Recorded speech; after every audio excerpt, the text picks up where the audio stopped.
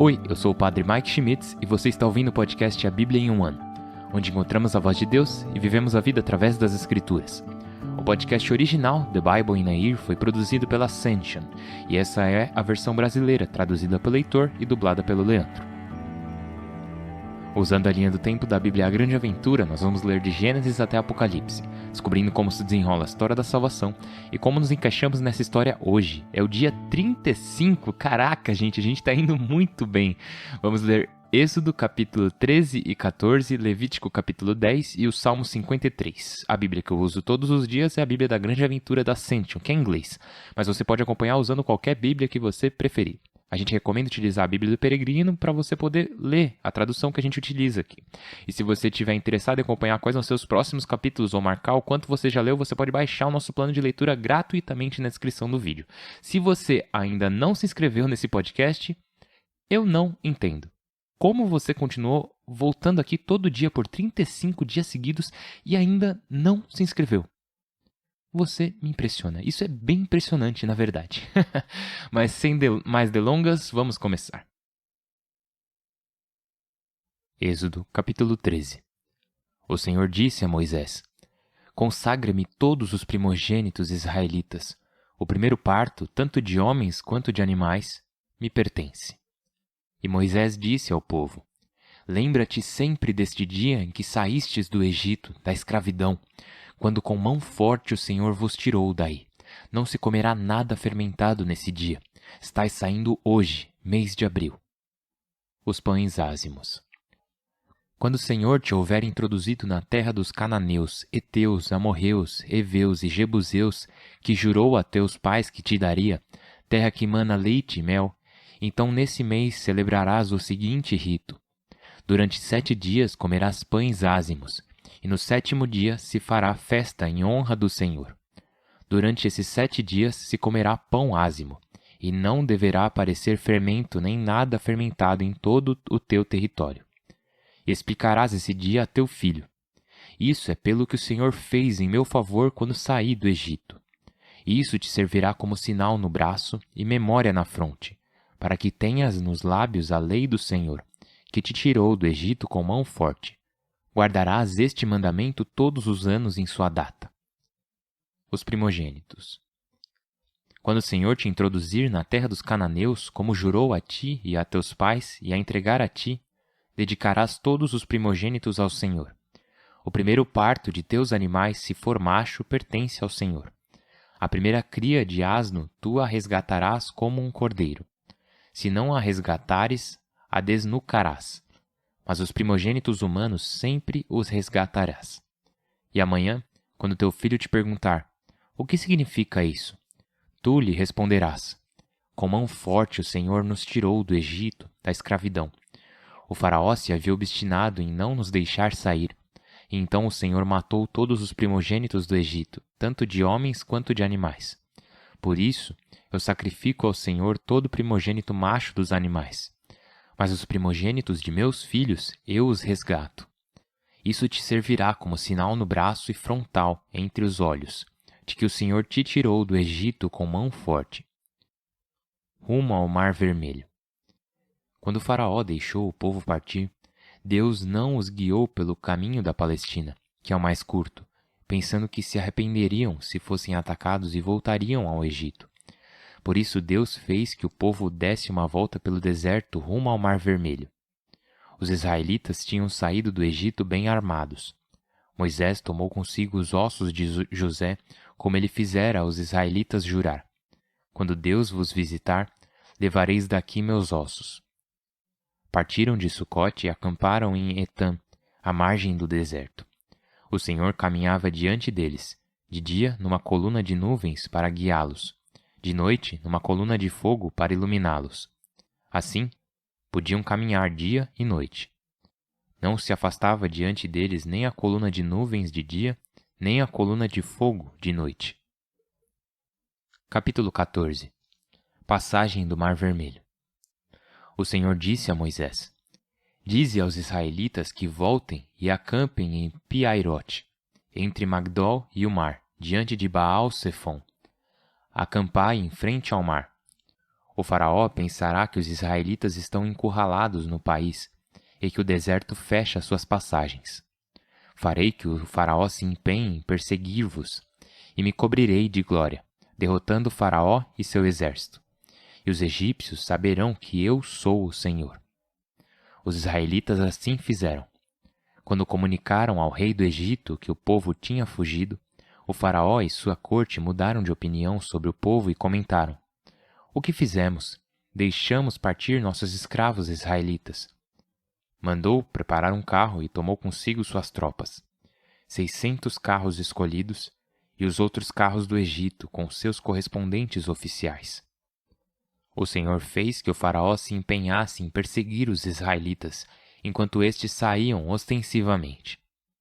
Os egípcios os perseguiram com cavalos, carros e cavaleiros, e os alcançaram enquanto acampavam em Pi-Hairote, diante de Baal-Sefom. O faraó se aproximava. Os israelitas levantaram os olhos e viram os egípcios que avançavam atrás deles, e, mortos de medo, gritaram ao Senhor. E disseram a Moisés: Não havia sepulturas no Egito? Trouxeste-nos ao deserto para morrermos? O que nos fizeste tirando-nos do Egito? Não te dizíamos ainda no Egito: Deixa-nos em paz e serviremos aos egípcios? É melhor para nós servir aos egípcios do que morrer no deserto. Moisés respondeu ao povo: Não tenhais medo. Ficai firmes e vereis a vitória que o Senhor vai conceder-vos hoje. Esses egípcios que vedes hoje, jamais voltareis a vê-los. O Senhor lutará por vós. Quanto a vós, esperai em silêncio. O Senhor disse a Moisés: Por que gritas a mim? Dize aos israelitas que avancem.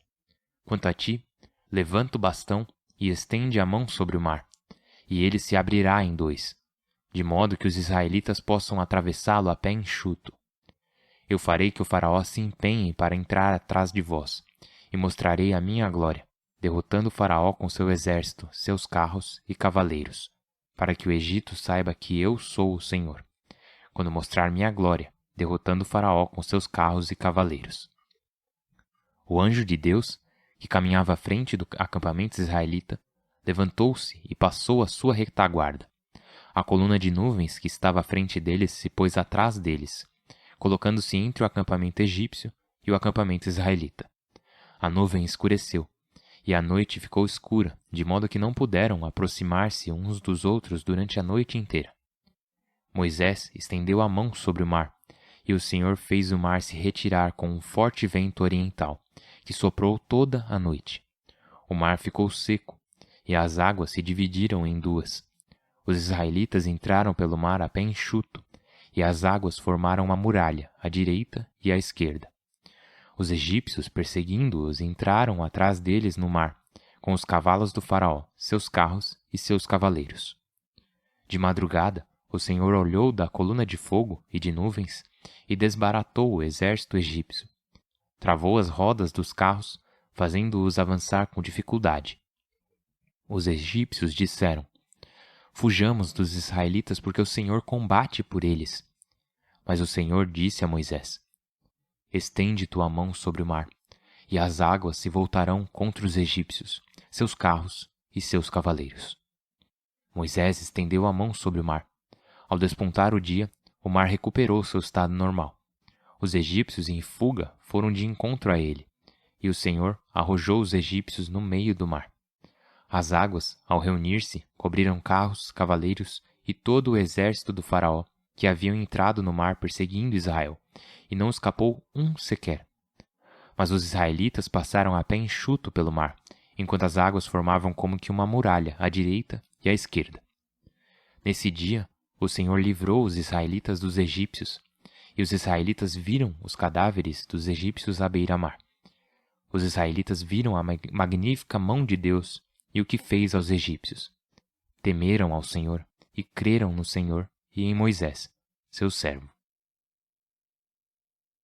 O livro de Levítico, capítulo 10. Morte de Nadab e Abiú. Nadab e Abiú, filhos de Arão, pegando cada qual um incensório e pondo neles brasas e incenso, apresentaram ao Senhor um fogo profano, que ele não lhes havia ordenado. Da presença do Senhor saiu um fogo que os devorou, e morreram na presença do Senhor.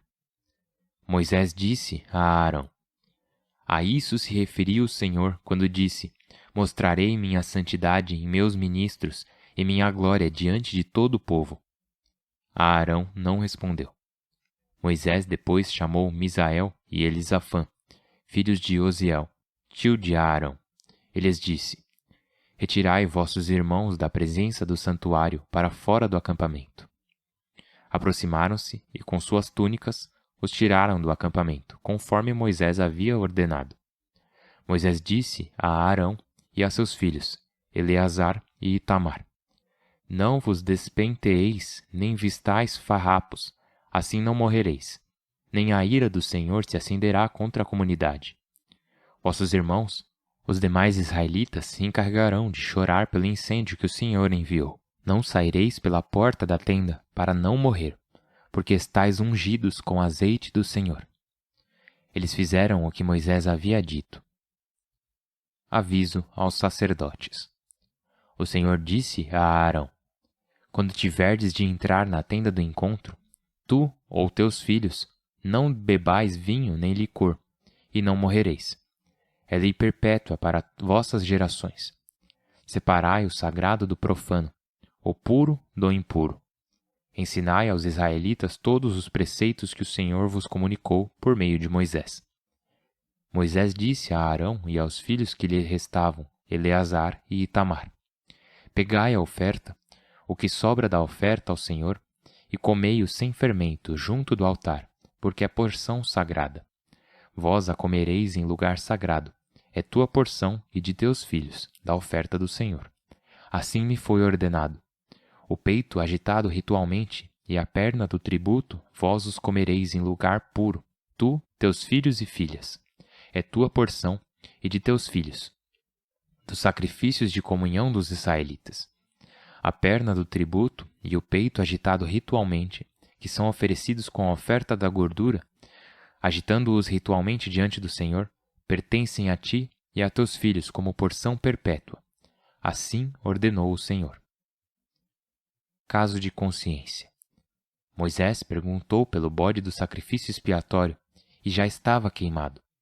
Aborreceu-se contra Eleazar e Itamar, únicos filhos vivos de Arão, e lhes disse: Por que não comestes a vítima expiatória em lugar sagrado?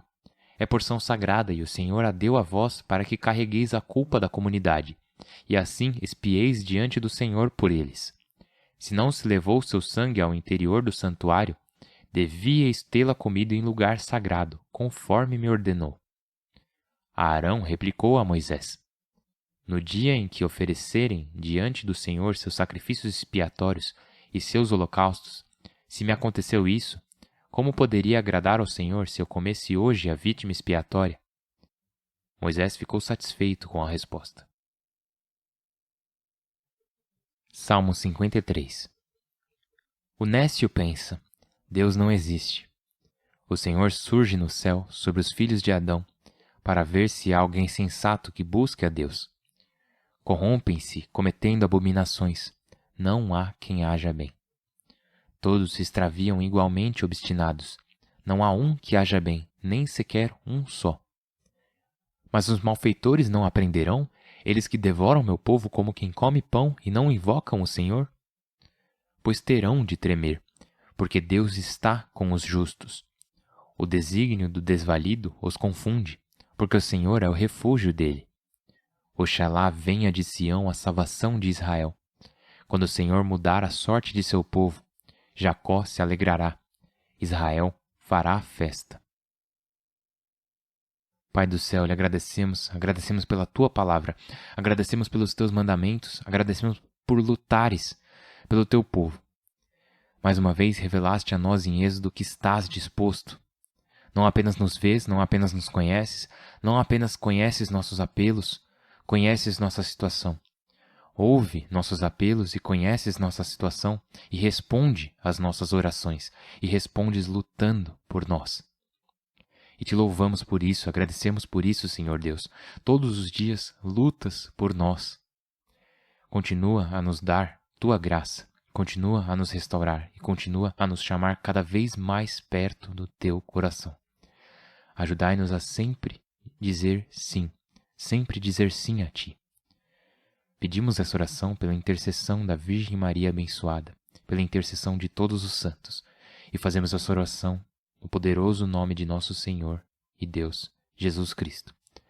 Em nome do Pai, do Filho e do Espírito Santo. Amém. Caramba, cara, tem tantas coisas pra gente pegar aqui. Normalmente, quando se trata de Levítico, as pessoas acham que pode ser monótono. Tá, é um pouco repetitivo, mas não é monótono. É o Senhor revelando sua santidade. Tipo, de verdade, todos os mandamentos, todas as regras no livro de Levítico são sobre o Senhor, são sobre sua santidade, são sobre o que é verdadeira santidade. Quão diferente Deus é. Eu quero dizer, é isso que significa ser santo, é ser separado do resto. Você pode dizer que algo é santo se foi abençoado, certo? Foi separado, foi consagrado, tem um propósito agora. E temos Deus que Ele mesmo é o autor da santidade porque Ele é santidade. Ele é tão completamente diferente que temos os filhos de Arão que entram na presença do Senhor e fazem o que querem, fazem o que não é certo, fazem o que Deus não lhes pediu para fazer. Ele não os ordenou fazer isso. Então, eles oferecem um fogo profano e o fogo do Senhor, que é santo, os consumiu. Às vezes a gente ouve algumas dessas histórias e pensamos, caramba, parece tão estranho. Eles ofereceram fogo profano? O que isso significa? Então o fogo santo de Deus os consumiu? Parece meio drástico, parece meio extremo, mas a gente percebe que não é extremo de jeito nenhum. Porque na nova aliança, o que Deus fez? Ele se aproximou tanto de nós, que nós somos templos do Espírito Santo. Isso é o quanto Ele se fez perto de nós. Mas também Ele se revelou na humildade, na pobreza. Pensa na natividade, pensa no Natal, pensa no nascimento de Jesus. O próprio Deus, Deus encarnado, quis se tornar um ser humano unicelular em certo momento e depois cresceu no útero de sua mãe, nasceu na pobreza, nasceu em um estábulo, uma gruta e foi colocado numa manjedoura. Todas essas coisas, permitir que o torturássemos, permitir que o rejeitássemos, permitir que o matássemos. E nós pensamos, Deus é Deus, Ele não liga para como nos aproximamos e louvamos Ele. E, no entanto, a Escritura de novo, e especialmente hoje no livro de Levítico, revela, não tem essa de tanto faz quando se aproximar de mim. Quando se trata de aproximar de mim. Vocês devem se aproximar de mim da maneira que eu estou dizendo, porque eu sou santo. Cara, de verdade, pensa na seriedade disso. Se aproxime de mim da maneira que eu estou dizendo, porque eu sou santo. E se a gente fizesse isso quando a gente vai à missa? Se fizéssemos isso quando nos apresentássemos diante do Senhor em oração e dizer, sim, Senhor, é verdade que sois santo. E, inclusive, a gente tem uma coisa chamada temor ao Senhor. Novamente, o temor ao Senhor não significa que eu tenho medo de Deus. O temor ao Senhor é levar a sério a Deus. Como seriam nossas vidas? Como seria a nossa oração se simplesmente levássemos Deus a sério? De novo, não ter medo, mas simplesmente perceber que a gente tem um Deus que é santo. E eu me atrevo a entrar em sua presença. Isso é de se pensar. Não apenas que eu me atrevo a entrar em sua presença, mas Ele é tão humilde, Ele nos ama tanto que Ele quer que entremos em sua presença. E última observação, em Êxodo hoje, temos a dramática salvação do Senhor de seu povo através do Mar Vermelho. E tem essa frase, essa palavra falada ao povo de Israel. Não tenhais medo, ficai firmes, o Senhor lutará por vós. Agora o Senhor está lutando por você. Você só precisa ficar firme. Se talvez houver uma fala que eu queira destacar na leitura de hoje, eu sublinhei isso na minha Bíblia da Grande Aventura e anotei no meu diário. Essa é a frase do dia. Não tenhais medo. Ficai firmes, o Senhor lutará por vós. Há momentos em que somos chamados a lutar também. Às vezes somos chamados a correr, seja em direção à luta ou para longe dela. E tem momentos em que o Senhor simplesmente diz, não, eu estou lutando por você. Fique parado, fique firme, mantenha a sua posição. Persista porque eu estou lutando por você. E é por isso que estamos rezando uns pelos outros nessa jornada pela Bíblia. Então, por favor, rezem uns pelos outros. E por favor, rezem por mim. Eu estou rezando por vocês. Talvez esse seja um daqueles dias em que precisamos ser lembrados. Fique firme. O Senhor está lutando por você. Agora e amanhã e todos os dias. Meu nome é Padre Mike e eu mal posso esperar para te ver amanhã. Deus abençoe.